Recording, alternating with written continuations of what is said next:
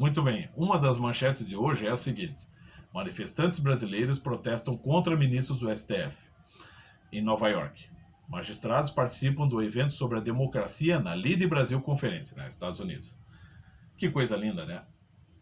Então é óbvio, os ministros estão sendo, vamos dizer assim, com toda a justiça, hostilizados, né, em Nova York por brasileiros que estão lá, que são patriotas e que estão, vamos dizer, a par do que está acontecendo no Brasil. Obviamente que não tardou para que o pessoal da oposição, o pessoal que apoia o novo presidente, novo e novamente presidente Lula, não tardaram a se manifestar contra essas manifestações, né? Como antidemocráticas, fascistas. Mas peraí, como assim antidemocráticas? Ué, assim que chegamos ao segundo turno, o resultado das eleições no segundo turno deixou tudo muito claro. O país está literalmente dividido no meio.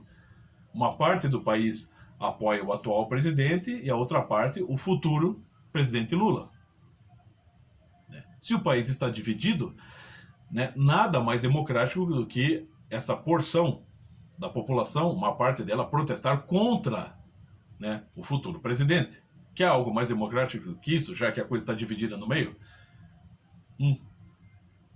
Mas estava lá o senhor Luiz Inácio qualificando, né, desqualificando essas manifestações como algo sem pé nem cabeça. Ora, uma coisa sem pé nem cabeça é uma coisa que não tem sentido.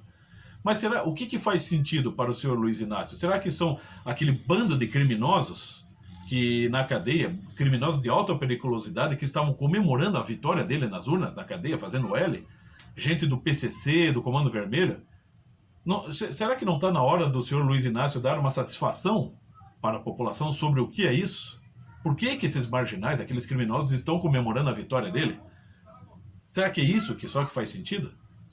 Pera lá, no dia seguinte ao pleito, né, basicamente, né, a coisa saiu basicamente empatada, a diferença foi mínima. A vitória foi para o Lula, mas com uma diferença mínima. Então, nada mais democrático do que as pessoas se manifestarem contra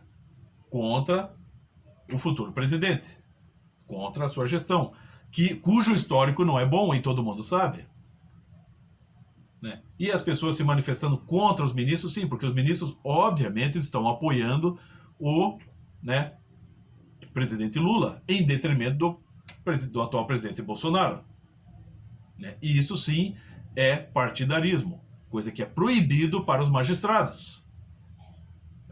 Mas é claro, isso se chama aparelhamento do Estado, como o professor Olavo explicou muito bem. Então é óbvio que, sim, se é um país democrático, aqui no Brasil nós temos uma democracia, nos Estados Unidos também há democracia. Então nada mais justo que as pessoas hostilizarem esses ministros, vagabundos que estão apoiando apenas um partido em detrimento do outro. Esses ministros não estão exercendo o seu papel, são consciências compradas. Né? O Estado, sim, foi aparelhado por consciências compradas.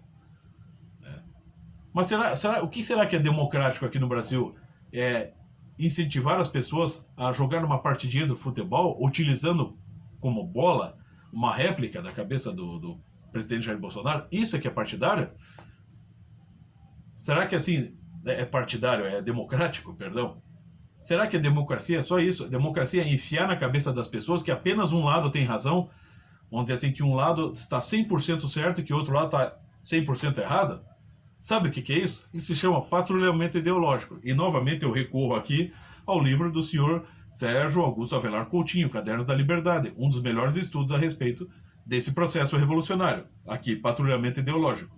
É um processo político de intimidação que é usado, né, utilizado contra os adversários para os calar e impedir que exponham seus pensamentos e opiniões ou que se manifestem contra as ideias do patrulhador, que é intolerante e intoxicado pela sua ideologia radical.